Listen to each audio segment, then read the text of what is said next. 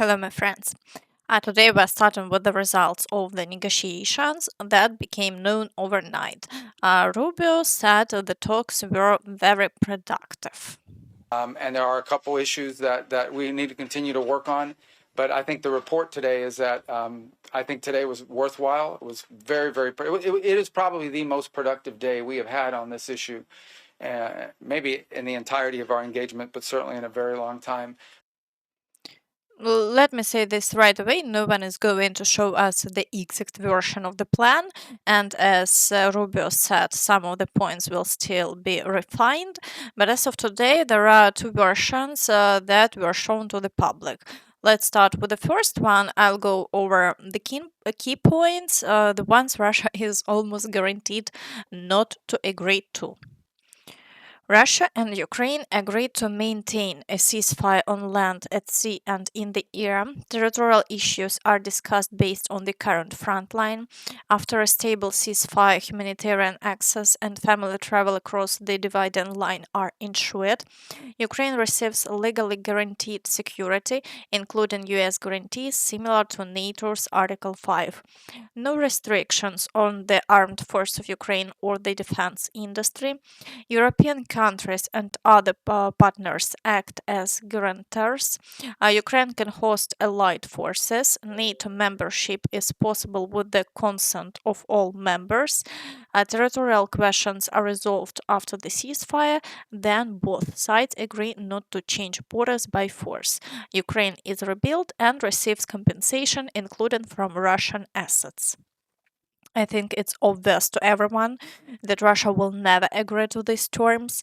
And honestly, we've heard all of this before. These conditions have been shown to Russia many times already.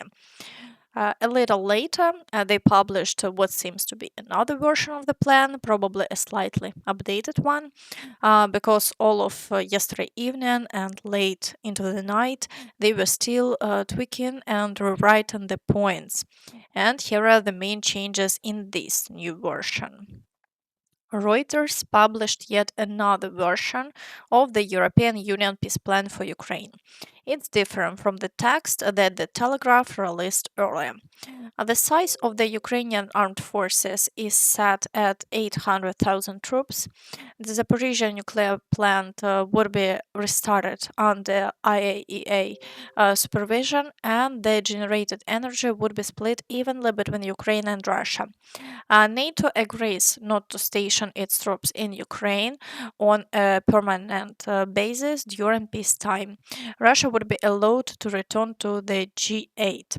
Elections in Ukraine should take place as soon as possible after signing the peace agreement. Ukraine will not restore control over occupied territories by force. The Telegraph version said the no force rule applies only after Kiev and Moscow settle all territorial issues. So basically, we can conclude that the points calling for a ceasefire and freezing the situation along the current front line remain unchanged. And we already know that Russia has repeatedly refused it. They don't want to stop the war, especially not along the front line, and only then start negotiations. So essentially, we're going in circles. And when this plan is finally fully coordinated, they'll present it to Putin, then the Kremlin will add their own edits, and of course, they'll bring back the original conditions and show them to Trump. And just like that, we'll keep going around in circles for a very long time, which is exactly why the war continues. And clearly, there won't be any improvements anytime soon. The negotiations are basically getting dragged out again. Now let's move on to what's happening along the front line. And there is a lot to talk about. Let's start with this. According to foreign analysts, last week the Russians managed to capture 113 square kilometers, and together with the gray zone, 170 square kilometers, which is pretty significant. Meanwhile, the Ukrainian forces managed to liberate only 1 square kilometer, unfortunately. So every week, more territory keeps falling under Russian control. Now let's move on to the Pokrovsk direction. Here, the Russians are assaulting Rodinske, Mirnograd, Rivne, and are breaking through in the area of Novopavlivka and along the entire western flank. But there are many details, so let's first look at what the Russians are saying. During the last 2 days, the Russian army has taken complete control of the northern duchies of Pokrovsk. The city is now under complete Russian control, but the official announcement will not be made until the end of the mopping up operations. In addition, Russian forces continued to advance eastward along the railway line and the locality of Rivne, much of which has been captured, allowing them to enter the Bryanka district northwest of the city of Mirnograd. Moreover, in the last 8 days, Russian troops have managed to regain some positions in the center of Rodinske. Fighting with the Ukrainian forces continues inside the town. We also know that the Ukrainian forces have begun an offensive on Pokrovsk and, according to some reports, even improved their positions. There was a statement that Ukrainian forces reached the maternity hospital. The Russians decided to refute this information and released a video. We are in the center of Pokrovsk.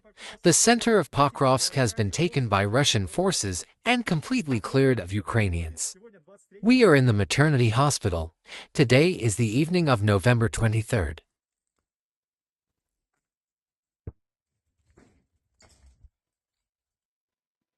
Overall, we are waiting to see how events will develop further. This situation is also deteriorating in the city of Rodinske. Ukrainian soldiers showed a video of destroying Russians in the private sector, which has expanded the red zone here. And because Russians are also being destroyed near the Zaporizhzhia hamlet, the red zone has greatly expanded there as well. But it doesn't appear on all maps because there is no official confirmation, only videos from Ukrainian soldiers confirming the presence of Russians in this part of the front.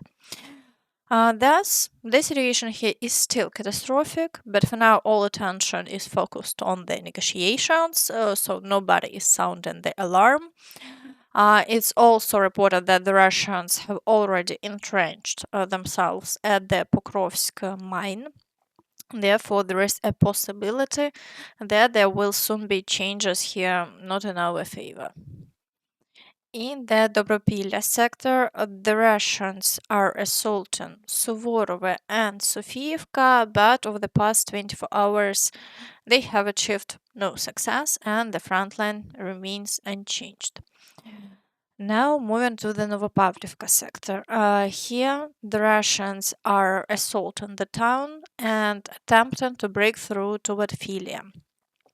Fighting is also ongoing around Dachna, but there have been no changes over the past day, and the Ukrainian forces are managing to hold the defense. In the direction of the settlement of Pokrovsk, in the Dnipropetrovsk region, activity remains high. Here, the Russians claim to have captured the village of Tykhe, but there is still no confirmation from the Ukrainian side, so we wait. They are also assaulting Sosnivka and attempting breakthroughs in the areas of Oleksiivka, Novoalexandrivka, Yegorivka, and Zlahoda. But so far, there have been no confirmed changes over the past 24 hours. In the Huliaipole direction, the Russians are assaulting the village of Preluki and Varvarivka, pushing directly toward the city from 3 sides at once. They're also storming Vysokyi High and Zeleny High. As a result, the situation here is catastrophic, and in fact, battles for Huliaipole have already begun. As we can see, it hasn't been possible to stop the Russian advance. In the Zaporizhzhia direction, the Russians are assaulting Malatok-Machka, Stepnohivsk and Primorsk. The Ukrainian forces continue to destroy them, so the front line remains unchanged. However, activity here doesn't decrease. In the Kherson direction, the Russians continue attacks near the Antonivsky bridge, and the direction of the attacks, as can be seen, hasn't changed for a long time. But they still have no success, and the front line remains unchanged. Now let's move on to the Kostiantynivka direction. The level of activity here is also very high. The Russians are trying to break straight into the city from the areas of Stupochki and Alexandro Shultine. They're also attempting to approach the city from the western flank, which is why they're assaulting Stepanivka and pushing toward Mykolaiv. It's clear that the Ukrainian forces are hitting the Russians hard inside the city itself. That's why the Russians are trying to get closer in order to cut all logistical routes. Apparently, they haven't been able to do that yet. Fighting along the flanks continue, but there have been no confirmed changes over the past day. In the Siversk direction, the Russians are assaulting Dronivka, Siversk, and Sviatopokrovsk, and attempting to push past Vasyukivka. The Russians also claim they have captured the village of Peroyizne, but the Ukrainian forces hasn't confirmed this yet, so we are waiting.